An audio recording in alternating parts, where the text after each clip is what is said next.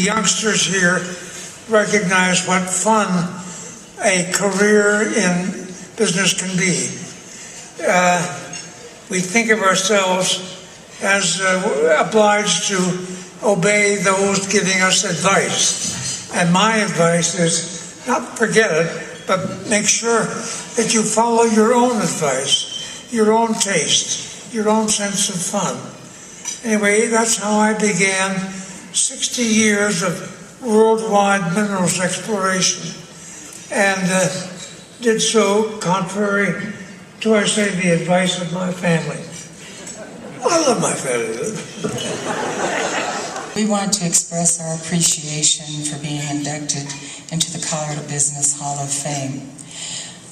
I thought about what my grandparents would have said if they were here, and I think they would have emphasized the truth of the ancient proverb, where there is no vision, the people perish. Where there is no vision, the people perish. I think that had my grandfather not had the work ethic and the sense of enterprise that he had, he wouldn't have been able to bring his vision into reality, and it resonates with many of us today. Still alive today, they would have said, "Are you sure they got the right guy?"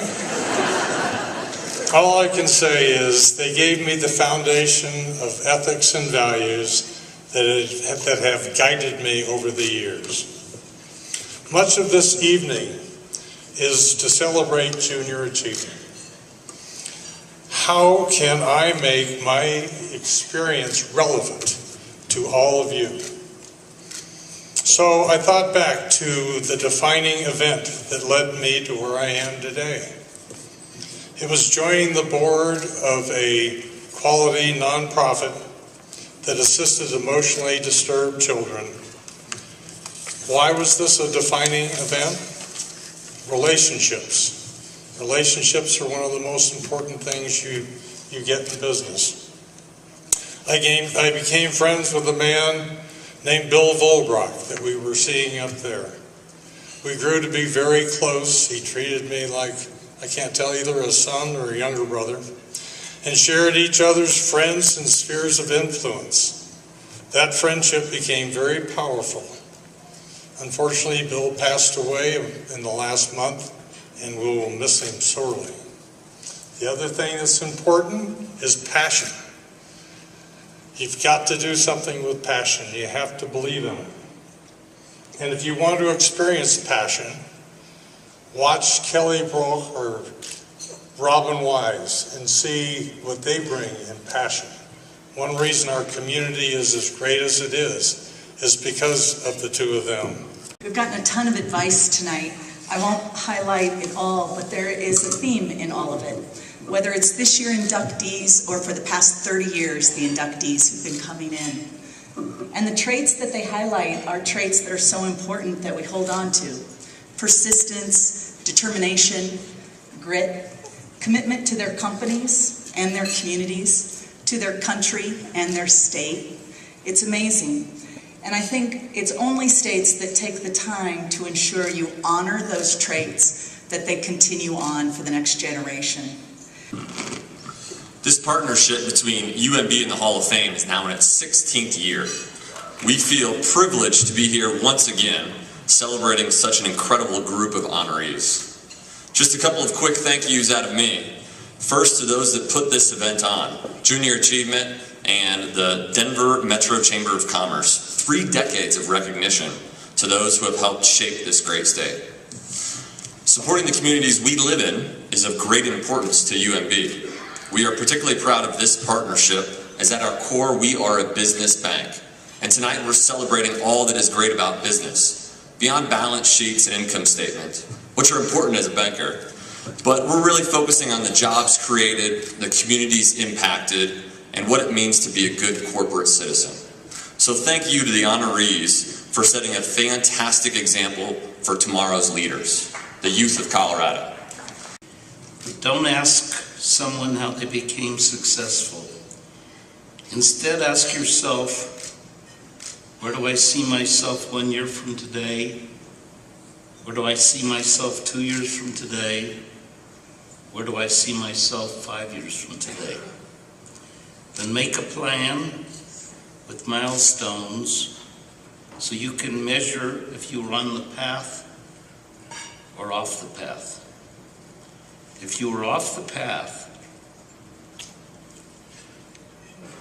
you need to correct so you can get back on the path, and then you too will be successful. Number 2, you can't do it alone. You need partners. My partner had a way to get to one's deepest thoughts. He disagreed with you. My partner had a way to engage you. He would be digging deeper to prove your point. Sooner or later, it became argumentative. He would suddenly stop and say something like, I now know how you think, and you know how I think. Let's take the best parts of each and go forward. The real point here is that if you have 2 partners and they think exactly alike, you don't need one of them. Achievement and the Denver Metro Chamber of Commerce and Lenny Martin in granting me this incredible honor. Anna and I are blessed living here in our twilight years in Colorado. My beloved Anna has been the rock of the family, raising 5 kids, and now is Nona, or grandma, for 6 grandkids. Thank you, Anna.